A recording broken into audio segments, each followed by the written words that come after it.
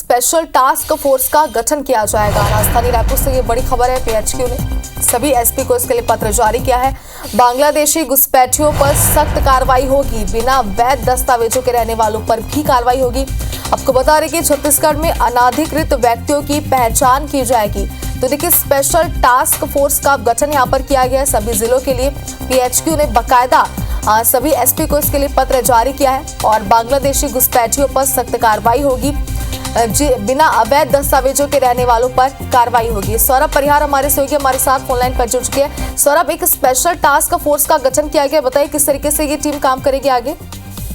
बिल्कुल, देखिए, जिस हिसाब से भी तनाव का माहौल बना हुआ है भारत और पाकिस्तान के बीच, और इस बीच हमने देखा कि कल गृह मंत्री विजय शर्मा ने स्पष्ट तौर पर दिशा निर्देश दिए हैं, और इसी दिशा निर्देश के बाद पीएचक्यू ने सभी एसपी को पत्र जारी कर दिया है, जिसके तहत जो है सभी जिलों में स्पेशल टास्क फोर्स गठित किए जाएंगे। और इसका काम जो है मुख्य रूप से 2-3 होगा। सबसे पहले जो बांग्लादेशी अवैध रूप से घुसपैठी हैं यहाँ पर, और अन्य लोग जिसकी जो वैध नहीं है, उनके इनवैलिड डॉक्यूमेंट नहीं है, ऐसे लोगों को जो है बाहर किया जाएगा। तो ऐसे में जो टास्क फोर्स है वो उसके लिए अभी आने वाले समय में सभी जिलों में एक कमेटी बनेगी, उसके बाद ये काम होगा। और निश्चित रूप से लगभग 1800 के लगभग ऐसे लोग बताए जाते हैं जो बांग्लादेशी घुसपैठी या जिनकी पहचान जो संदिग्ध है। तो ऐसे लोगों का तो आगे अपडेट जरूर लेंगे आपसे। फिलहाल बहुत शुक्रिया पूरी जानकारी के लिए। एसपी को बांग्लादेशी घुसपैठियों पर सख्त कार्रवाई होगी, बिना वैध दस्तावेजों के रहने वालों पर कार्रवाई होगी। छत्तीसगढ़ में अनाधिकृत व्यक्तियों की पहचान की जाएगी।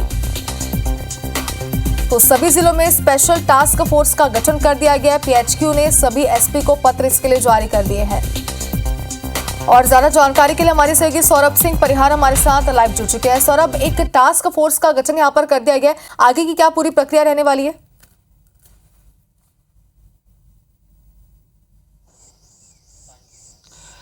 बिल्कुल, देखिए, राज्य सरकार ने काफ़ी समय पहले ये कहा था कि टास्क फोर्स का गठन किया जाएगा जिलों में, खासकर जो अवैध रूप से छत्तीसगढ़ में निवास रहते हैं, जिनके पास जो है वैलिड डॉक्यूमेंट नहीं है और अलग अलग तरीके से उनकी गतिविधियां देखी जाती हैं। तो ऐसे लोगों के ऊपर कार्रवाई की जा सके, उनको पकड़ा जा सके, उसकी पूरी सूची बनाई जा सके, इसके लिए सभी जिलों में स्पेशल टास्क फोर्स का गठन किया जाएगा।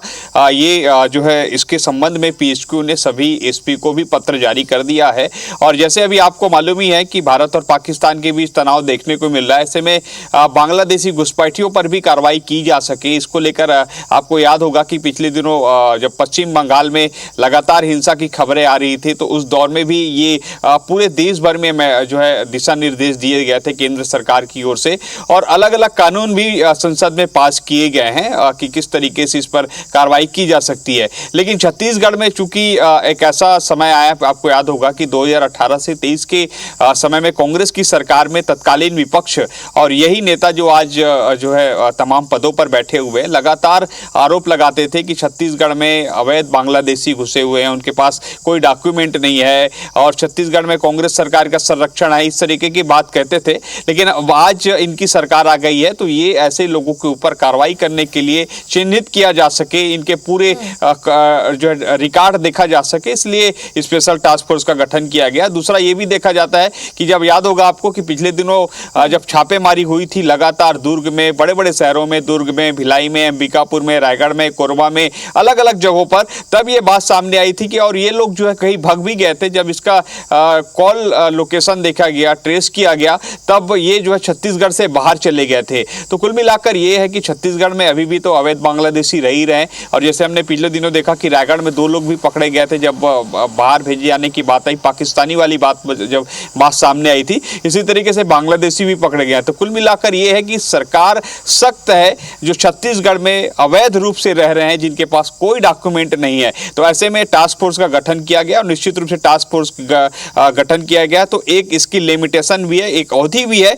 कि किस अवधि तक जो है उनको कार्रवाई करके पूरी जानकारी पीएचक्यू को भेजनी है। फिर राज्य सरकार उस पर निर्णय लेगी कि ये इस तरीके के लोग हैं जो अवैध रूप से यहाँ पर रह रहे हैं, जिनकी गतिविधियां भी देखी जाती है, और इस पर कार्रवाई की जाएगी। इससे पहले कि हमने बताया कि लगातार कार्रवाई तो चल रही है, लेकिन एक कानूनी रूप से एक पूरी जो है डॉक्यूमेंटेशन के साथ कि किस तरीके से इनके पास क्या बेहतर होगा, सरकार किस तरीके से कार्रवाई करेगी, तो तमाम काम जो स्पेशल टास्क फोर्स की ओर से किया जाएगा। अब बिल्कुल सर, अब तो आगे की गतिविधियों को लेकर अपडेट आपसे लेते रहेंगे। फिलहाल बहुत शुक्रिया आपका तमाम जानकारी।